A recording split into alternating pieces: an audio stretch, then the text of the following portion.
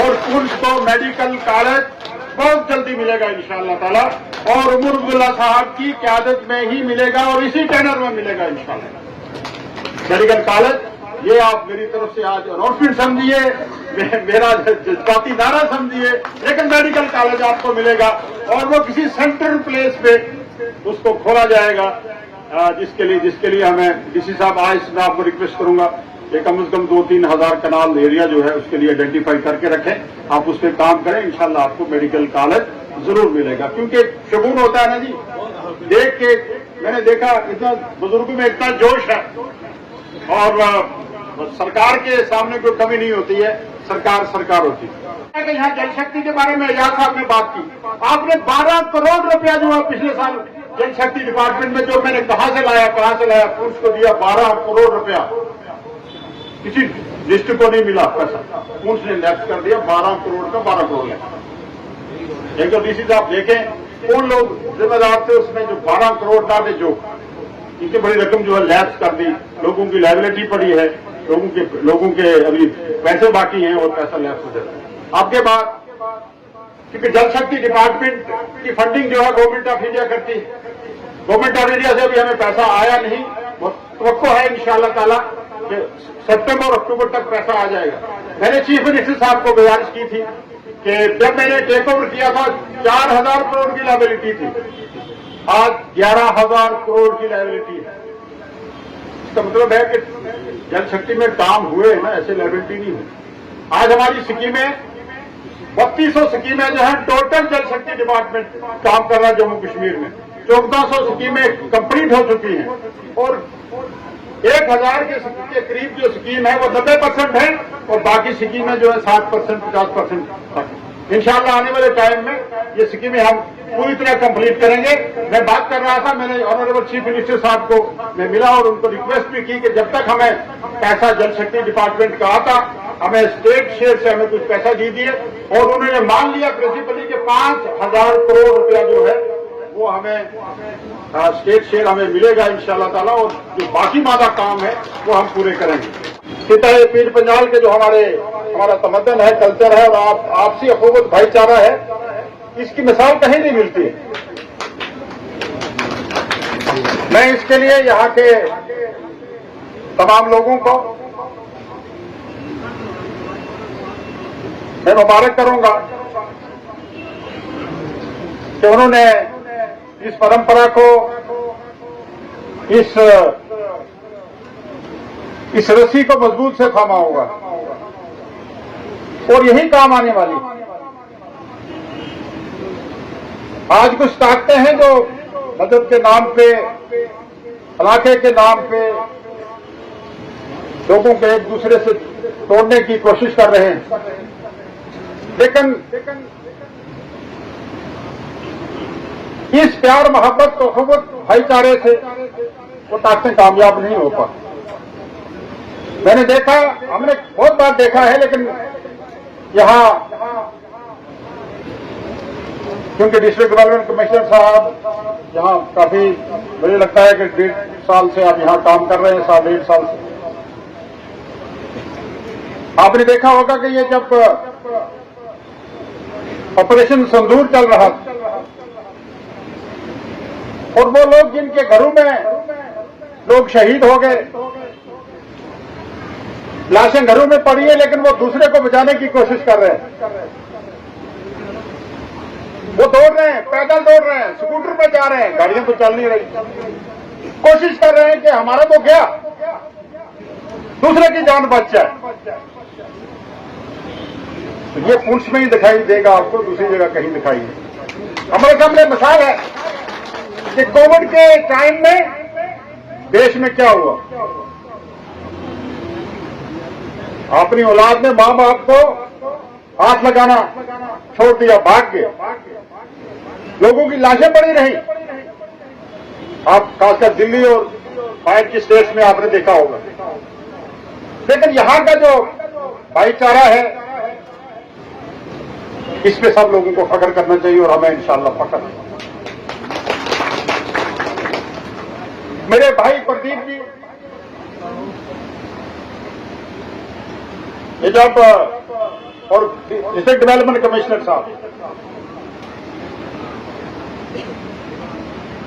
मनकोट का फंक्शन है आज एस्पिरेशन ब्लॉक का। मेरे अजीज रियाज साहब ने सही कहा, और प्रदीप जी अगर ये देखिए, इसका मुझे भी संपूर्णता अभियान सम्मान समारोह, ये तो मुझे भी नहीं आता, जो लॉ ग्रेजुएट हूँ, पिछले 30 साल पहले मैंने लॉ ग्रेजुएशन की।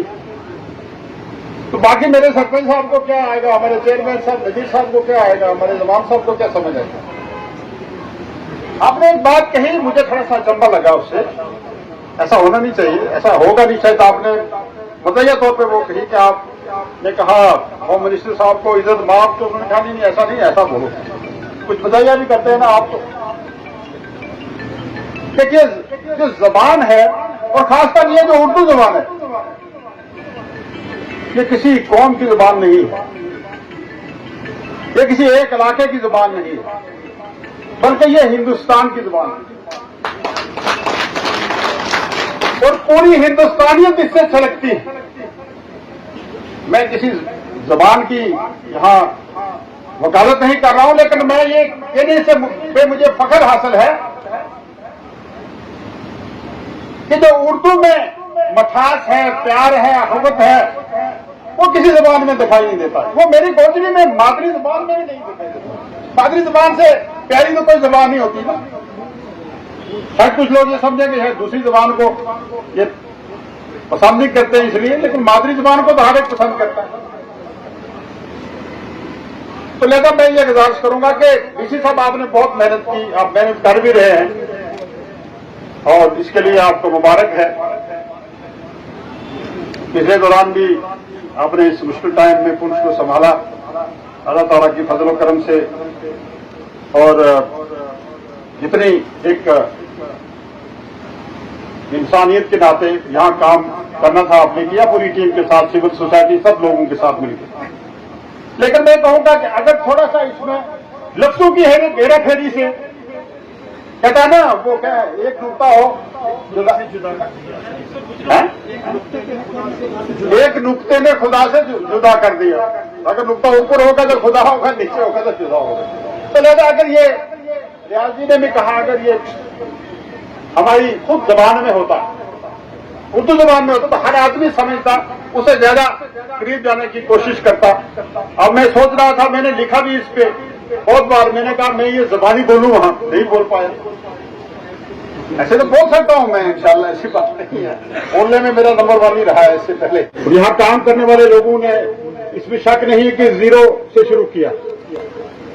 जब मैंने मनकोट को तहसील ब्लॉक का दर्जा दिया था, और आज अगर हम वो चीजें देखें तो मनकोट ब्लॉक जो है काफी आगे, लेकिन अभी बहुत काम करना पड़ेगा। इससे नहीं कि हम मेरा ब्लॉक फर्स्ट आ गया, नहीं, ये सोचने में मजबूर हो गया हूं। ये मजाया भी है, और क्योंकि अब फैमिली में बैठे हैं सब लोग, मैं ये सोचता हूं कि जनाब मनकोट हमारा फर्स्ट आ गया, आप सबको मुबारक हो, वहां के एमएलए मंत्री को भी मुबारक हो। लेकिन जो फर्स्ट आया, लेकिन जो सेकंड और थर्ड आया, उनकी क्या हालत होगी।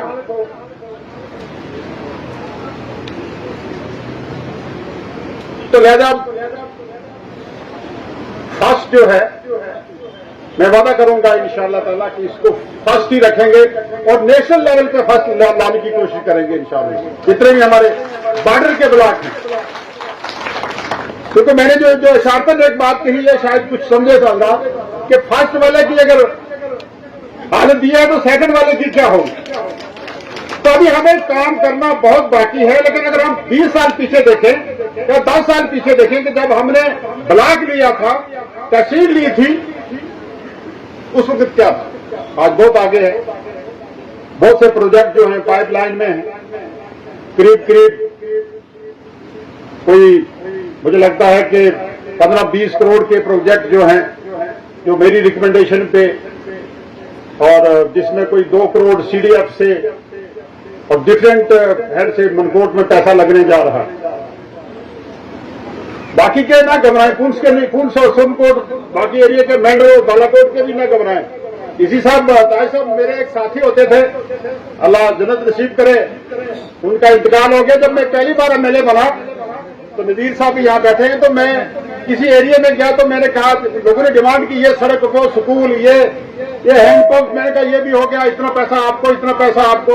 वो साहब आए तो जब गाड़ी से उतरे, रास्ते में मेरे साथ बात नहीं की, तो जब गाड़ी से उतरे तो वो अंदर चले गए मैडम जी के पास सीधे। तो उन्होंने कहा जनाब एक गल करनी है था, बड़ा सीरियस मूड में आए, पता नहीं क्या गल करनी है। उन्होंने कहा जनाब ये राणा साहब क्या करेंगे, सारा कुछ दिया है बालाकोट में, महाराष्ट्र क्या रहेगा उनके पीछे। तो लिहाजा मेरा कहने का ये मकसद है कि मनकोट में जो हमने दिया या देंगे, क्योंकि वहां कंपटीशन हो गया। आपको बता रहे, मोदी साहब ने भी कहा था, वो मनकोट में आए थे, तो जहां हिंदुस्तान के प्राइम मिनिस्टर आए और वो ब्लॉक मेरे पास है और वो इसमें फर्स्ट आ रहा है, तो हम इंशाअल्लाह ताला नेशनल लेवल को इसको फर्स्ट लाने की कोशिश करेंगे। ये मेरा आपसे बात है, क्योंकि मुझे खुदा लिया डीसी साहब ने यहां ब्लॉक, तो प्रदीप साहब ने अपना वो पहली पोस्टिंग का, तो लिहाजा इंशाअल्लाह आने वाले टाइम में इंशाअल्लाह इस 15 अगस्त के बाद हमने कुछ फाउंडेशन स्टोन और कुछ दूसरे काम शुरू करने हैं, जो मनकोट और बालाकोट और जो बॉर्डर एरिया है यहीं से शुरू करेंगे और इसको आगे ले जाएंगे। डीसी साहब जो आपने मेहनत की है और आपकी पूरी टीम ने जो मेहनत की है, मैं आप सबको मुबारक करूंगा और इस आपके शुरू किए हुए सिलसिले को हम इंशाअल्लाह आगे ले जाएंगे। रियाज जी ने एक यहां अपनी तकरीर में कुछ पुरानी बातें भी की। मुझे याद है, मैं जब यहां बीए में पढ़ता था तो मैं इनके घर में ही जाता, शरारती बहुत थे ये, आप नहीं है, तो ज्यादा इनके साथ दोस्ती लगा के ही मुझे वहां, अल्लाह ताला इनको आपने हिफ्ज़ मान में रखे। और इनके वालिद मोहतरम, उनका एक जम्मू कश्मीर की सियासत में बड़ा नाम था, जल्दी जुदा हो गए हमसे। मेरी दुआ है कि इंशाअल्लाह आप आगे निकलें, तो जज्बा आप में है, मुल्क को कौम की खिदमत करने का एक कायम दायम रहे, आपकी सेहत ठीक रहे और आगे बहुत निकले। आपने गुजर हॉस्टल्स की बात की है, यहाँ आज माशाअल्लाह हमारे दोनों तबका जो है, पहाड़ी और गुजर दोनों ट्राइबल हैं। मैंने कोशिश की थी कि जो ट्राइबल हमारे जो हॉस्टल्स हैं, पहाड़ी हॉस्टल हैं, उनको भी हम ट्राइबल में ले लें, लेकिन अभी वो फाइल जो है हमारी, जैसे मैंने, आपको याद होगा कि पिछले टाइम पर मिनिस्टर बनते ही मैंने रजौरी पुंछ के तमाम गांव जो हैं वो ट्राइबल विलेज डिक्लेयर कर दिए थे, तो 900 के करीब वो हमारे रियासत में गांव बनते हैं। और धरती आबा में हमने फंडिंग भी की है, 17 करोड़ रुपया जो है डिस्ट्रिक्ट पुंछ के लिए डीसी साहब हमने धरती आबा ट्राइबल का जो फंड है वो दिया है 17 करोड़ के करीब, तो यहाँ हर गांव में बिजली और वो काम शुरू होगा। और कुछ दूसरी स्कीमें जो है उसमें शुरू की गई, लेकिन जो सोशल वेलफेयर अभी स्टेट का सोशल वेलफेयर है, ये ट्राइबल जो पहाड़ी हॉस्टल है ये उनको देखता है।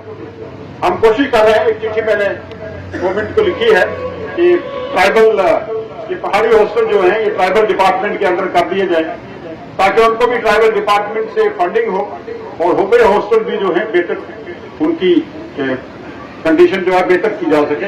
और मुझे उम्मीद है जल्दी इंशाअल्लाह वो ट्राइबल डिपार्टमेंट के अंडर आ जाएगा। इसी तरीके से पहाड़ी बच्चों को स्कॉलरशिप का मसला है, वो भी गवर्नमेंट ऑफ इंडिया को भी हमने लिखा है और हमने पैसा जो है पहाड़ी जो बच्चे हैं हमारे शेड्यूल्ड ट्राइब, उनके लिए पैसा रिजर्व करके रखा हुआ है ट्राइबल डिपार्टमेंट के पास।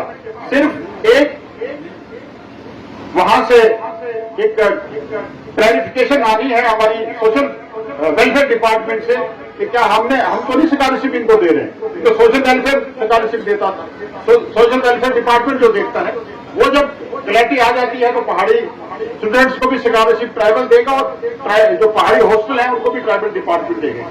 मैं जो यहाँ जो ट्राइबल हॉस्टल्स हैं, गुजर बकरवाल हॉस्टल, मैं रियाज साहब आपको यकीन दिलाता हूँ कि इंशाअल्लाह ताला मार्च तक आपके तमाम हॉस्टल जो हैं ये मॉडल हॉस्टल होंगे। और हॉस्टल की जो आपका लोरन है, ये पुंछ का हॉस्टल है, मेंढर का हॉस्टल है, असलकोट में जो हॉस्टल है, उनको हमने टारगेट बेस पे हम इंशाअल्लाह मार्च में हम कंप्लीट करेंगे।